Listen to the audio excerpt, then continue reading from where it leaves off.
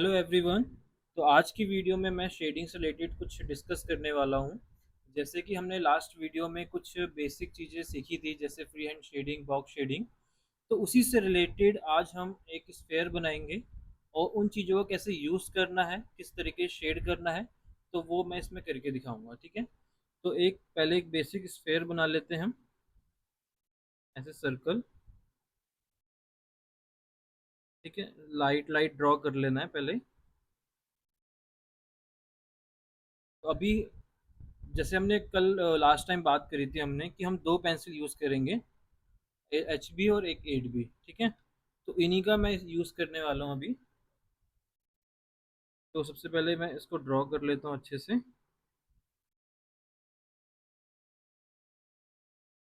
ठीक है। अब इसमें किस तरीके शेड करना है, शेडो किधर से दिखाना है, लाइट किधर से दिखाना है, ये सारी चीज़ें एक्सप्लेन करूंगा ये मैं आपको। तो थोड़ा सा फाइनल कर लेते हैं आउटर लाइन। ठीक है। अभी हमने रफ किया था। ठीक है। थोड़ा सा और डार्क कर लेते हैं आउटर लाइन को, हल्का हल्का। Final lines.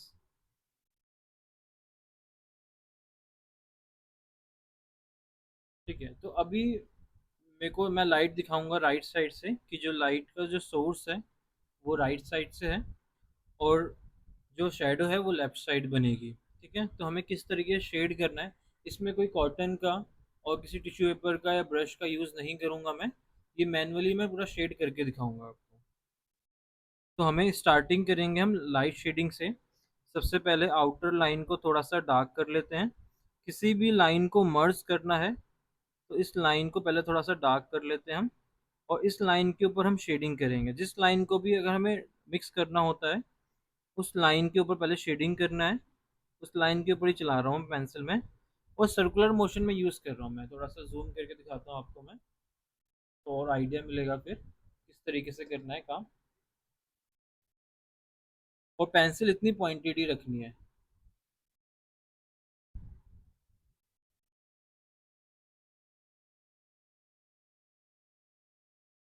तो हम जब शेडिंग करते हैं तो हमें एकदम से डार्क कभी भी नहीं करना है, हमें लेयर बाय लेयर काम करना है। तो मैं थोड़ा थोड़ा सर्कुलर मोशन में भी चला रहा हूँ पेंसिल, और थोड़ा 45 डिग्री में भी। तो आउटर लाइन से स्टार्टिंग करनी है।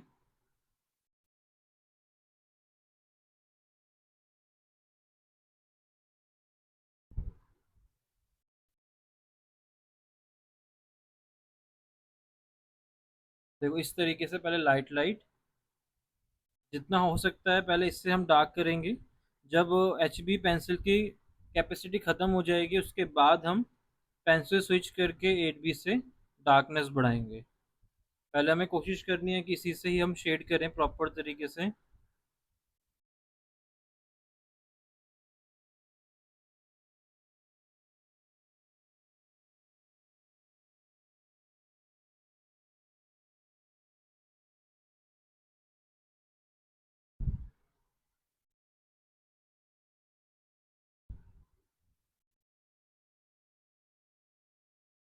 और पूरा पेंसिल को पीछे से होल्ड करके मैं शेड कर रहा हूँ। इक्वली शेड रखना है, जैसे बॉक्स शेडिंग करते थे ना हम, पूरे में इक्वल शेड रखते थे। तो वैसे ही कर रहा हूँ मैं बॉक्स शेडिंग की तरह। अभी मैं इक्वल शेड रख रहा हूँ।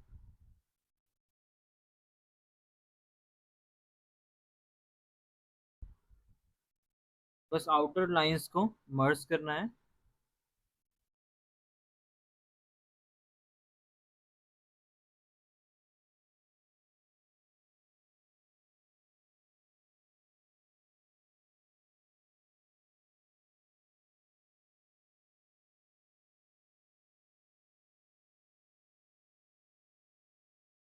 ठीक है। इस तरीके से पूरा फिल कर देते हैं।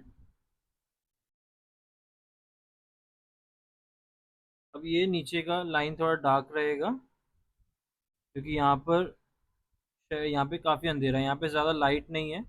तो लेफ्ट साइड ये सारा लाइन, आउटर लाइन थोड़ा डार्क रहेगा। ठीक है। तो पहले अभी हम एच बी से कर रहे हैं।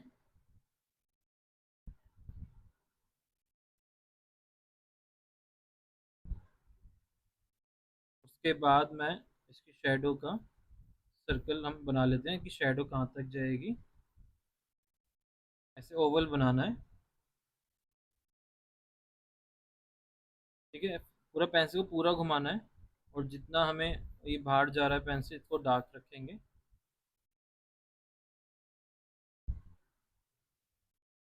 सेम ऐसे ही, अब ये आउटर लाइन है, ये नीचे की साइड मर्ज होगा।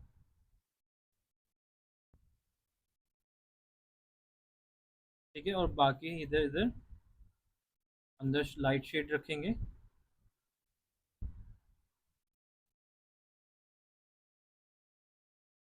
तो पहले इक्वली शेड कर देते हैं पूरे में।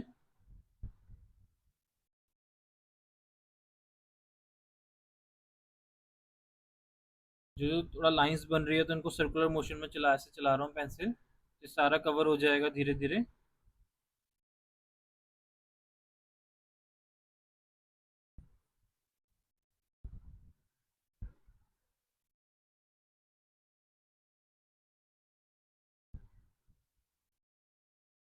उसके बाद थोड़ा सा अब लग रहा है कि थोड़ा और डार्क करना चाहिए, तो हल्का सा आगे से प्रेशर पकड़ लेते, थोड़ा पेंसिल होल्ड कर लेते हैं। हल्का सा मैं और डार्क करूंगा अब,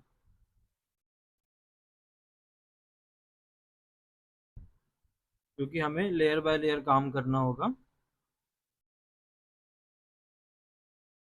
ठीक है, तो मैं यहाँ पर लेयर बाय लेयर काम कर रहा हूँ।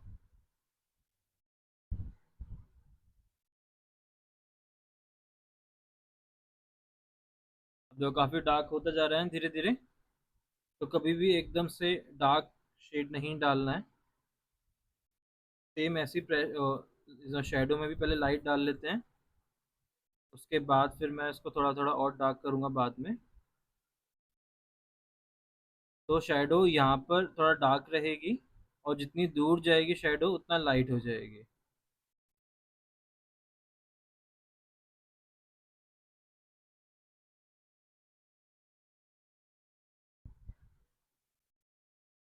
इक्वली शेड डाल दिया पहले एक लाइट बेस टोन।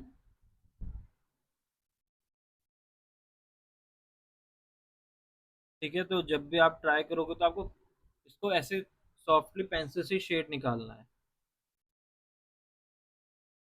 हमें फिंगर का कॉटन से इसको स्मूथ मत करना, पहले कोशिश करना आपको मैनुअली अच्छे से इसको सॉफ्ट निकालना जितना निकाल सकते हो। फिर कॉटन का यूज़, टिश्यू पेपर का यूज़ हम आगे सीखेंगे चारकोल में अच्छे तरीके से। बट पहले फोकस करना है मैनुअली शेड पर, कि हाथों से आप अच्छे से शेड निकालो।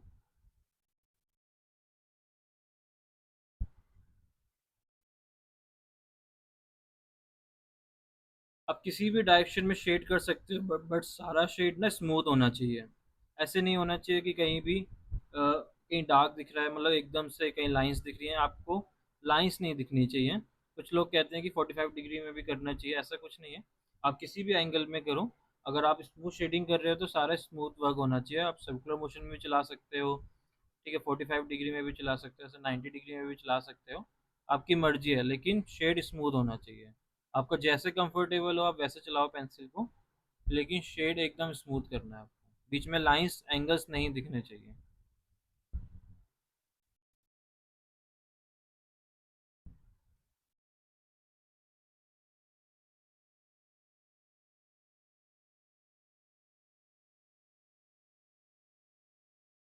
ठीक है, तो जो आगे का ये सेक्शन है, ये ज़्यादा लाइट रहेगा, इतना पार्ट मैं हल्का सा मार्क करके दिखाता हूँ आपको, ये वाला एरिया काफ़ी लाइट रहेगा।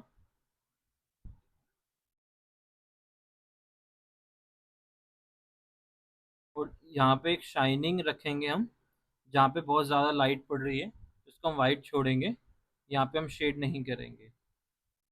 जो एक रिफ्लेक्शन पड़ती है ना बहुत ज़्यादा, तो ये वो एरिया हो गया। तो इसको मैंने पहले ही मार्क कर लिया इतना, इसको हम सुपर वाइट रखेंगे, और बाकी का एरिया ऑफ वाइट कर देंगे।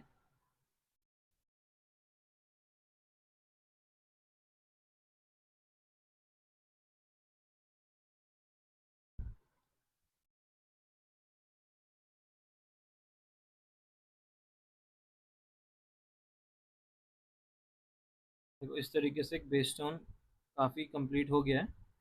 अब धीरे धीरे मैं थोड़ा सा 8B की हेल्प से तो डार्कनेस और इंक्रीज करूँगा। उसके बाद फिर मिक्सिंग के लिए हम दोबारा HB पेंसिल ले सकते हैं। आपको सॉफ्टनेस निकालनी है और भी ज़्यादा, तो हम दोबारा HB पेंसिल का यूज़ कर सकते हैं। तो मैं इधर करके दिखाऊंगा ये मैं। तो मैं कॉर्नर्स कॉर्नर्स लाइंस पहले मिक्स कर लेता हूँ थोड़ा।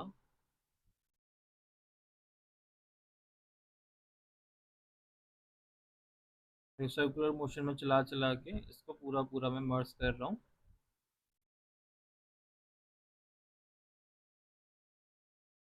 ठीक है, अब इसके बाद हम थोड़ा डार्कनेस के लिए मैंने 8B पेंसिल ले ली है। तो अब ये आउटर लाइन मेरे को लग रहा है कि थोड़ा और हमें डार्क करना चाहिए, क्योंकि यहाँ पे और भी ज़्यादा हमें दिखाना है कि यहाँ पे लाइट नहीं है ज़्यादा। तो यहाँ ये जो आउटर लाइन है लेफ्ट साइड की, इसको हम और डार्क कर लेते हैं। और फिर इसी लाइन के ऊपर मैं शेड करके इसको अंदर अंदर मर्ज कर रहा हूँ। जैसे हमने HB पेंसिल यूज़ करी थी, सेम मैं दोबारा अब यूज़ कर रहा हूँ 8B से के साथ। अब धीरे धीरे मैं डार्कनेस और इंक्रीज कर रहा हूँ।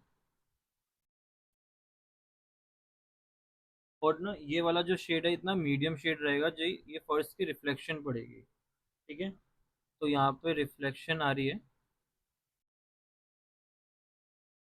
तो जब भी आप ऐसे बॉल कोई बॉल की शेप बना रहे हो, तो आपको इतना नीचे की साइड थोड़ा रिफ्लेक्शन रखनी, यहाँ पे लाइट रखना पड़ेगा थोड़ा सा। ठीक है, यहाँ पे डार्क रहेगा, क्योंकि फर्श की थोड़ी रिफ्लेक्शन पड़ती है। कभी आप देखोगे ना, कोई बॉल को ऐसे रख के टेबल पे या फर्श पे, तो उसकी वो पूरा डार्क नहीं होगा। अगर आप सपोज यहाँ से लाइट डाल रहे हो, तो वो थोड़ा सा यहाँ पर रिफ्लेक्शन पड़ेगी फर्श की। ठीक है, तो ये वाला पार्ट डार्क रहेगा, जिसे कोर शेडो कहते हैं।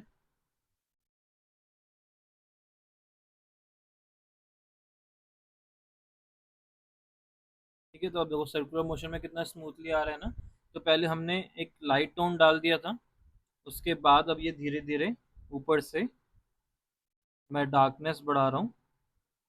और एकदम इतना स्मूथ देखो, आप जूम करके थोड़ा और दिखाऊं अगर मैं आपको, तो आपको और दिखेगा कितना सॉफ्टली हो रहा है शेड। कॉटन की तरह आ रहा है ना शेड,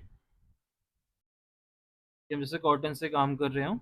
तो पेंसिल इतना पॉइंटेड रहेगी, तो क्या है कि आप कितना भी सॉफ्ट शेड निकाल सकते हो। तो जब भी आप काम करो पेंसिल को शार्प कर लो। अगर आपको लगता है कि बार बार शार्प करना बड़ा वो हो रहा है, थोड़ा सा बार बार डिस्टरबेंस हो रही है, तो आप क्या कर सकते हो, 5-6 पेंसिल पहले शार्प करके रख लो। तो क्या है, आप जो भी आर्ट वर्क कर रहे हो वो कंप्लीट हो जाएगा आपका उन पेंसिल से। ठीक है, आपको बार बार शार्प नहीं करना पड़ेगा।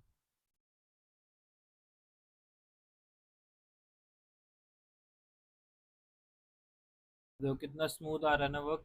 अगर जितना आप पेंसिल पॉइंटेड करके काम करोगे तो उतना अच्छा है। अब ऐसी ये लाइन, यहाँ से लाइन में नीचे के साइड मिक्स करूँगा, क्योंकि हमें इतना पार्ट लाइट रखना है थोड़ा, मतलब मीडियम, बहुत ज़्यादा लाइट भी नहीं, मीडियम रख सकते हैं हम। बिल्कुल लाइंस नहीं दिखनी चाहिए, बहुत स्मूथली धीरे धीरे। ये थोड़ा टाइम टेकिंग ज़रूर होता है, लेकिन ये ऐसे ऑब्जेक्ट्स आप ट्राई करोगे, जैसे कोन की शेप ट्राई कर सकते हो, क्यूब्स कर सकते हो, सर्कल कर सकते हो, ऐसे स्फेयर। तो उससे क्या है, आपकी ना बहुत अच्छी कमांड बनेगी शेडिंग पर।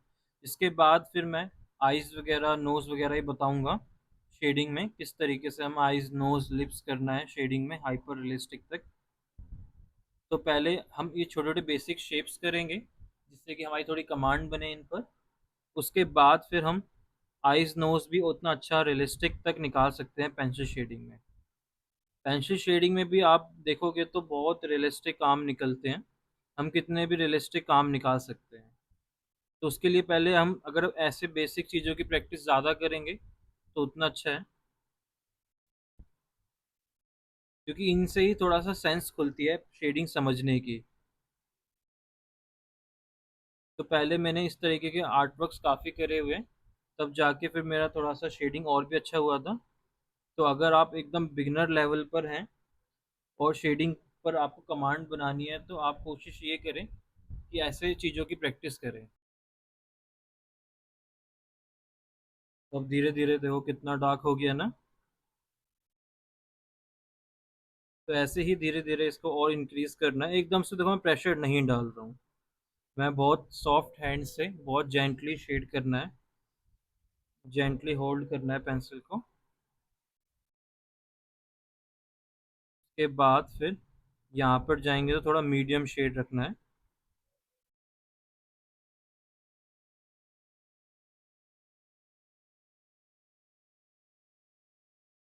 तो हल्का हल्का हल्का मैं नीचे की साइड में मिक्स कर रहा हूँ मीडियम शेड के साथ।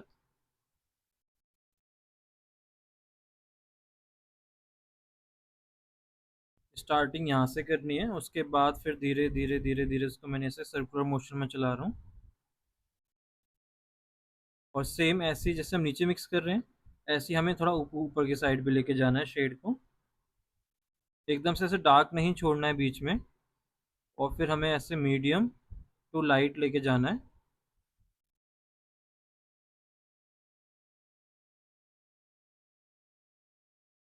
मर्ज रखना है कि धीरे धीरे ये राउंड हो रहा है ऐसा लगना चाहिए।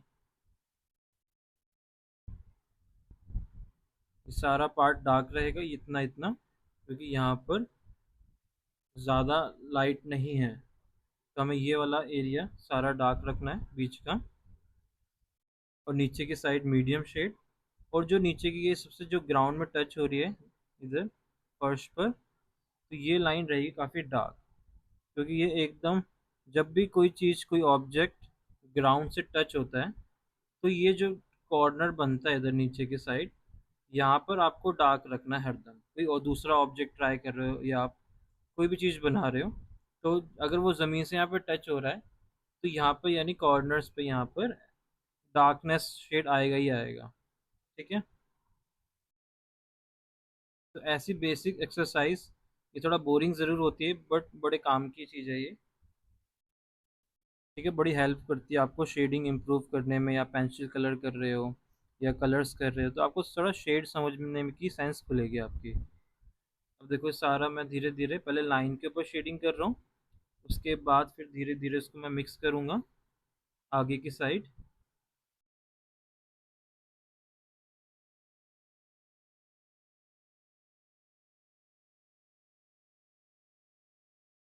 सर्कुलर मोशन में ही करूँगा मैं अभी भी। और जितना शेडो दूर जाएगी उतना लाइट हो जाएगी, बताया था मैंने। तो हमको सेम ऐसी इधर भी यही करना है, पहले यहाँ पे डार्क से स्टार्टिंग करनी है, उसके बाद फिर मीडियम, और फिर आगे जाएगी तो लाइट हो जाएगी। और जो कि जो इतना शेड होता है ना, ये जो आगे जाके लाइट हो जाता है, इसे कहते हैं कास्ट कास्ट शेडो। ठीक है।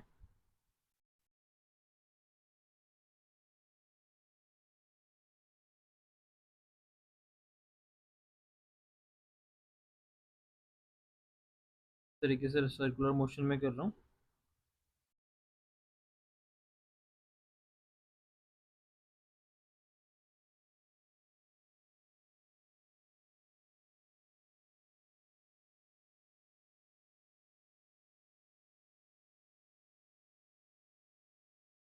पूरा डार्क करके एकदम से नहीं छोड़ना है, डार्क मीडियम, यहाँ तक मीडियम लेके आना है पूरे में इधर इधर। डार्क और मीडियम ही रहेगा इधर, बहुत ज़्यादा लाइट नहीं।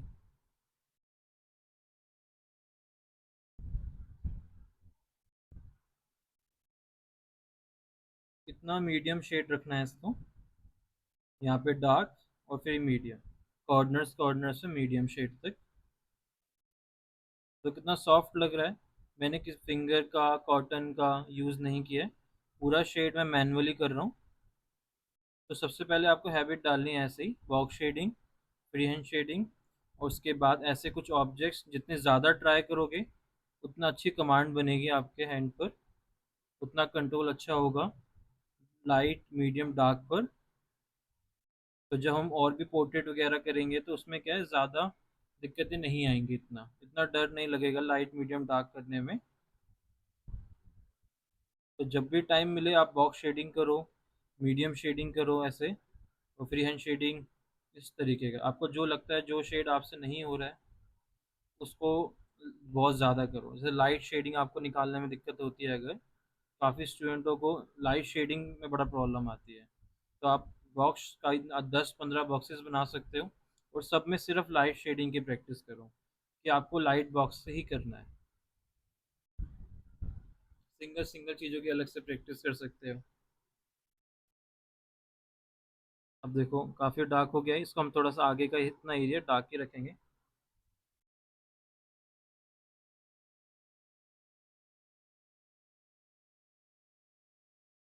उसके बाद फिर धीरे धीरे धीरे हम सेम ऐसे इधर भी इसको डार्क रखेंगे। देखो सर्कुलर मोशन में चला रहा हूँ पेंसिल, आप नोटिस करोगे तो। और फिर इसको धीरे धीरे धीरे आगे की साइड मर्ज करना है।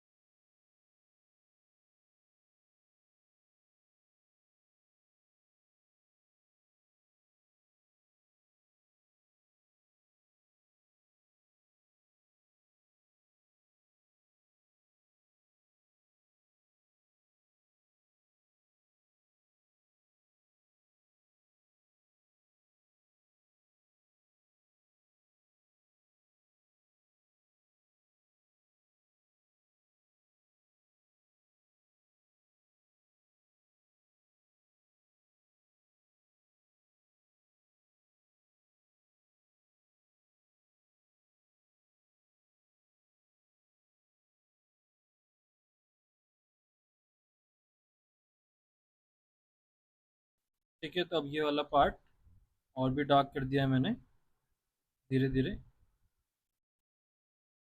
तो अब हमारा ये फाइनल हो गया है इतना।